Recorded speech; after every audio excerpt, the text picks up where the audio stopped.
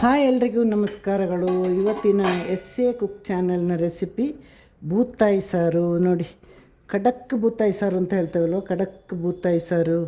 ಇದನ್ನು ಹೇಗೆ ಎಷ್ಟು ಚೆನ್ನಾಗಿ ಮಾಡಿದ್ದು ಅಂತೆಲ್ಲ ಹೇಳ್ಕೊಡ್ತೇನೆ ನಾನು. ಇದರಲ್ಲಿ ಗುಂಟೂರು ಮೆಣಸಿನಕಾಯಿ, ಬ್ಯಾಡಗಿ ಮೆಣಸಿನಕಾಯಿ, ತೆಂಗಿನಕಾಯಿ ಎಲ್ಲವೂ ಇದೆ, ಕೊತ್ತಂಬರಿ ಬೀಜ, ಹುಣಸೆಹಣ್ಣು, ಅರಿಶಿನ, ಹಾಗೆ ಯಾವುದೆಲ್ಲ ಮಸಾಲೆಗಳನ್ನು ಹಾಕಿ ಇದನ್ನು ಮಾಡಿದ್ದೇನೆ ಅಂತ ಹೇಳ್ಕೊಡ್ತೇನೆ. ಇದೆಲ್ಲ ನಮ್ಮ ಹೋಮ್ ಮೇಡ್ ಮಸಾಲೆನೇ, ಯಾವುದು ರೆಡಿಮೇಡ್ ಮಸಾಲೆ ಎಲ್ಲ ನಾವು ಸೇರಿಸೋದಿಲ್ಲ. ಹಾಗೆ ನೋಡಿಕೊಂಡು ಬರುವ. ಇವತ್ತಿನ ಸಾರಿಗೆ 1 ಕಿಲೋ ಬೂತಾಯಿ ಮೀನನ್ನು ತಗೊಂಡಿದ್ದೇವೆ ನಾವು. ಒಳ್ಳೆ ಫ್ರೆಶ್ ಬೂತಾಯಿ, ಮತ್ತು ರಶ್ ಇತ್ತು ಅಂಗಡಿಯಲ್ಲಿ, ಹಾಗಾಗಿ ನಾವು ಕಟ್ ಮಾಡಿಸ್ಲಿಕ್ಕೂ ಹೋಗಲಿಲ್ಲ.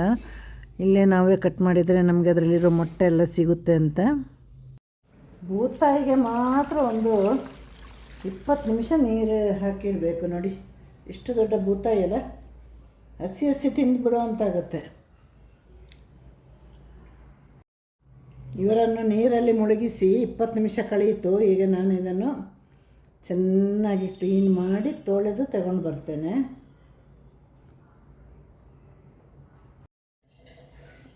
ಪಟಪಟ ಅಂತ ಬೂತಾಯಿನ ಕಟ್ ಮಾಡಿ ಪಟಪಟ ಅಂತ ತೊಳೆದು ಪಟಪಟ ಅಂತ ಹಾಕಿ ಆಯಿತು. ಇನ್ನು ಅದಕ್ಕೆ ಮಸಾಲೆ ರೆಡಿ ಮಾಡಬೇಕು ನಾವು.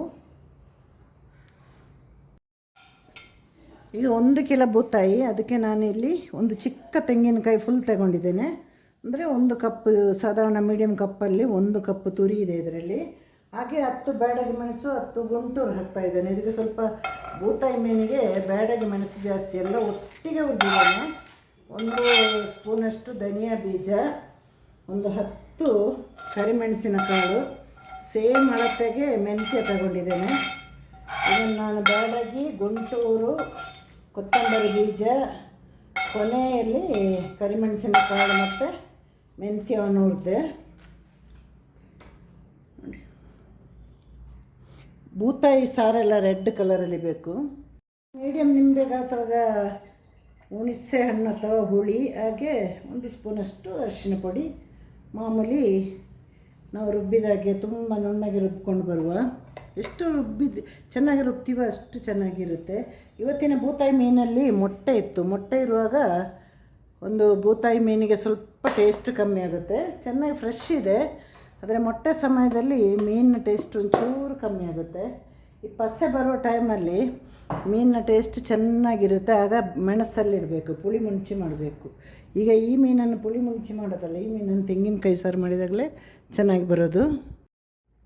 ಇಲ್ಲಿ ಅರ್ಧ ಈರುಳ್ಳಿ, 1 ಚಿಕ್ಕ ಟೊಮೆಟೊ, ಒಂದು ಸಣ್ಣ ತುಂಡು ಶುಂಠಿ, ಹಾಗೆ ಖಾರ ಕಮ್ಮಿ ಇರುವ ಒಂದು 4ರಿಂದ 5 ಹಸಿಮೆಣಸಿನ್ಕಾಯಿ ಹಾಕ್ಬೋದು. ಇಷ್ಟನ್ನು ತಗೊಂಡಿದ್ದೇನೆ ಇಲ್ಲಿ. ಈಗ ನಮ್ಮ ರುಬ್ಬಿದ ಮಸಾಲೆ ಇದಕ್ಕೆ ಹಾಕಿ ಚೆನ್ನಾಗಿ ಕುದಿಸಬೇಕು. ಈ ಒಂದು ನಮ್ಮ ಮೀನು ಸಾರಲ್ಲಿ ವಿಶೇಷ ಏನಂದರೆ, ಇದಕ್ಕೆ ಮೆಣಸೆಲ್ಲ ಉರಿಯುವಾಗ ನಾವು ಸ್ವಲ್ಪ ಒಂದು ಅರ್ಧ ಸ್ಪೂನ್ ಎಣ್ಣೆ ಹಾಕ್ತಾನೆ ಬಿಟ್ಟರೆ, ಬೇರೆ ಯಾವ ಎಣ್ಣೆನೂ ಕೂಡ ನಾವು ತೆಂಗಿನಕಾಯಿ ಮೀನು ಸಾರಿಗೆ ಸೇರಿಸೋದಿಲ್ಲ. ಎಷ್ಟು ಮೀನಿದೆ ಅಷ್ಟು ಮಸಾಲೆನಷ್ಟು ತಗೊಳ್ಬೇಕು. ಮೀನು ಕಮ್ಮಿ ಮಸಾಲೆ ಜಾಸ್ತಿ ಆದರೂ ಚೆನ್ನಾಗಿರೋದಿಲ್ಲ, ಹಾಗೆ ಮೀನು ಜಾಸ್ತಿ ಮಸಾಲೆ ಕಮ್ಮಿ ಆದರೂ ಕೂಡ ಚೆನ್ನಾಗಿರೋದಿಲ್ಲ. ಇಲ್ಲಿ ನಾನೊಂದು ಸಣ್ಣದೊಂದು ತೆಂಗಿನಕಾಯಿ ತಗೊಂಡಿದ್ದು. ಈಗ ಇಷ್ಟು ನೀರು ಹಾಕುವ. ನಾನು ಯಾವುದೇ ಅಡುಗೆ ಮಾಡುವಾಗ ತಲೆಗೆಲ್ಲ ಬಟ್ಟೆ ಕಟ್ಟಿ ಶುಚಿತ್ವಕ್ಕೆ ಮೇನ್ ಇಂಪಾರ್ಟೆನ್ಸ್ ಕೊಡ್ತೀನಿ. ಯಾಕಂದರೆ ನಮ್ಮನ್ನು ನಂಬಿ ತಿನ್ನೋರಲ್ವ, ಹಾಗೆ ತಲೆ ಕೂದಲು ಬೀಳೋದಾಗೆ ಯಾರಿಗೆ ಗೊತ್ತಿಲ್ಲ. ನೋಡಿ, ನನ್ನನ್ನು ತೋರಿಸ್ತಾ ಇಲ್ಲಲ್ವ, ತಲೆಯಲ್ಲಿ ಈಗ ಬಟ್ಟೆ ಎಲ್ಲ ಕಟ್ಟಿದ್ದೇನೆ. ಹಾಗೆ ಪ್ರತಿ ಬಾರಿ ಕೂಡ ಕೈಯನ್ನೆಲ್ಲ ಆಗಾಗ ತೊಳ್ಕೊಂಡು ಹಾಗೆ ನಾನು ಅಡುಗೆ ಮಾಡೋದು. ಯಾಕಂದರೆ ನಮ್ಮನ್ನು ನಂಬಿ ತಿನ್ನುವಾಗ ನಾವು ಅದಕ್ಕೆ ಸರಿಯಾದ ಒಂದು ಪ್ರಾಮಾಣಿಕತೆ ಕೊಡಬೇಕು. ಈಗ ಇದನ್ನು ಚೆನ್ನಾಗಿ ಕುದಿಸುವ. ನಮ್ಮಲ್ಲಿ ಸಾರು ಅಥವಾ ಯಾವುದೇ ಅಡುಗೆಯಲ್ಲಿ ಕೂದಲೆಲ್ಲ ಬಿದ್ದರೆ ಮನೆಯಲ್ಲಿ ಪ್ರಾಬ್ಲಮ್ ಆಗುತ್ತೆ, ಮತ್ತು ನಮ್ಮ ಮನೆಯವರು 10-20 ದಿನ ತಿನ್ನೋದೇ ಇಲ್ಲ. ಹಾಗೆಲ್ಲ ಇದೆ ವಿಷಯಗಳು. ಕೆಲವರಿಗೆ ಈಗ ನನಗೆ ಹುಳ ಅಂದರೆ ಅಪ್ಪ ಬೇಡ, ನಾನು ನೋಡಿದರೆ ಮತ್ತು ಊಟನೇ ಮಾಡಲ್ಲ ಎಲ್ಲಾದರೂ ನೋಡಿದರೆ. ಕೆಲವರಿಗೆ ಕೆಲವು ವಿಷಯಗಳ ಮೇಲೆ ಬಹಳ ಅಲರ್ಜಿ ಇರುತ್ತೆ ಅಲ್ವ. ನಮ್ಮ ಮನೆಯವರಿಗೆ ಕೂದಲು ಸಿಕ್ಕಿದರೆ 20 ದಿನ ಎಲ್ಲ ತಿನ್ನೋದು ಬಿಡ್ತಾರೆ ಅವರು. ಮತ್ತೆ ತಾನಾಗಿ ಮನಸ್ಸು ಮಾಡಿ ತಿನ್ನಬೇಕು. ಹೀಗೆಲ್ಲ ಇದೆ. ಸಂಸಾರ ಗುಟ್ಟು ವ್ಯಾಧಿ ರಟ್ಟು ಎಲ್ಲ ನಾವು ಅದಕ್ಕೆ ನಾವು ಅಡ್ಜಸ್ಟ್ ಮಾಡಬೇಕು. ತಲೆಗೆ ಬಟ್ಟೆ ಕಟ್ಟಿ ಚೆನ್ನಾಗಿ ಅಡುಗೆ ಮಾಡಿದರೆ ಮುಗಿದೋಯ್ತಲ್ವ. ಈಗ ಬಿಸಲದ ಬಾಯಿಡು ಮಸಾಲೆ ಸೇರಿದೆ, ಇನ್ನು ಚೆನ್ನಾಗಿ ಕುದಿಬೇಕಿದು ನೋಡಿ. ಮೀನು ಹಾಕಿದಾಗ ಸ್ವಲ್ಪ ನೀರು ಆಗ್ಬೋದು, ಒಂಚೂರು ಗಟ್ಟಿ ಇದೆ. ನಾವೀಗ ಉಪ್ಪನ್ನು ಸೇರಿಸಲಿಕ್ಕಿದೆ ಅಲ್ವ. ನನಗೆ ನನ್ನ ಯಜಮಾನರ ಕಥೆ ಹೇಳಿದೆ ಅಲ್ವ, ಕೂದಲು ಸಿಕ್ಕಿದರೆ ಎಲ್ಲ ತೊಂದರೆ ಆಗುತ್ತೆ ಅಂತ. ತಮಾಷೆ ಅಂದರೆ ಎಲ್ಲೇ ಹೋಗಲಿ, ಒಂದು ದೊಡ್ಡ ಒಂದು ಫಂಕ್ಷನ್ಗೆ ಹೋದರೆ ಅವಳಿಗೆ ಕೂದಲು ಸಿಗುತ್ತೆ. ಎಷ್ಟೋ ಸಲ ಊಟ ಎಲ್ಲ ಬಿಟ್ಟು ಬಂದಿದ್ದಾರೆ. ನೀವು ಸಂಬಂಧಿಕರ ಮನೆಗೆ ಹೋದರೆ ಅವರಿಗೆ ಫಸ್ಟ್ ಕೂದಲು ಸಿಗುತ್ತೆ. ಆ ಥರ ತುಂಬ ವರ್ಷದಿಂದ ನನ್ನ ತಲೆಗೆ ಬಟ್ಟೆ ಕಟ್ಟಿನೇ ಅಡುಗೆ ಮಾಡೋದು. ಹಾಗೆ ನಮ್ಗೆ ಗೊತ್ತಿದ್ದು ಪ್ರಾಬ್ಲಮ್ ಮಾಡೋದಕ್ಕೆ ಅಲ್ವಾ. ಈಗ ಇದು ಕುದೀಲಿ, ಮಾತಾಡ್ತಾ ಮಾತಾಡ್ತಾ ಎಲ್ಲ ಕೆಲಸನೂ ಆಗೋಯ್ತು. ನೀವು ಸಾರು ಕುದಿದು ಬೀಳದಾಗೆ ನೋಡ್ಕೊಳ್ಬೇಕು. ಈ ಥರ ನೋಡಿ, ಅದಕ್ಕೆ ನಾನು ದೊಡ್ಡ ದೊಡ್ಡ ಪಾತ್ರೆಯಲ್ಲಿ ಮಾಡೋದು. ನಾವು ಈಗ ಮಣ್ಣಿನ ಪಾತ್ರೆ ಆಗುವಾಗ ಅಷ್ಟು ದೊಡ್ಡ ಪಾತ್ರೆ ಸಿಗೋದಿಲ್ಲಲ್ವ ನಮಗೆ, ಬಾಯಿ ಅಗಲದು ಸಿಗುತ್ತೆ. ಅದು ತುಂಬ ದೊಡ್ಡದಾಯಿತು. ಇನ್ನೊಂದು ಪಾತ್ರೆ ಇದೆ, ತುಂಬಾ ದೊಡ್ಡದಾಯಿತು. ಈಗ ನೋಡಿ, ಇದೀಗ ಕುದೀತಾ ಹೋಗಲಿ. ಮಧ್ಯೆ ಮಧ್ಯೆ ಈ ಥರ ನಾವು ಸೌಟ್ ಹಾಕಿದರೆ ಅದು ಕುದಿದು ಕೆಳಗಡೆ ಬೀಳಲ್ಲ. ಕುದಿದು ಕೆಳಗಡೆ ಬಿದ್ದರೆ ಸಾರಿನ ಪೂರ್ತಿ ಟೇಸ್ಟು ಹೋಯ್ತು. ಅದಕ್ಕೆ ಕುದಿಯುವಾಗ ಮೀನು ಸಾರೆಲ್ಲ ಮುಚ್ಚೋದಿಲ್ಲ ಅಲ್ವ ಯಾರು.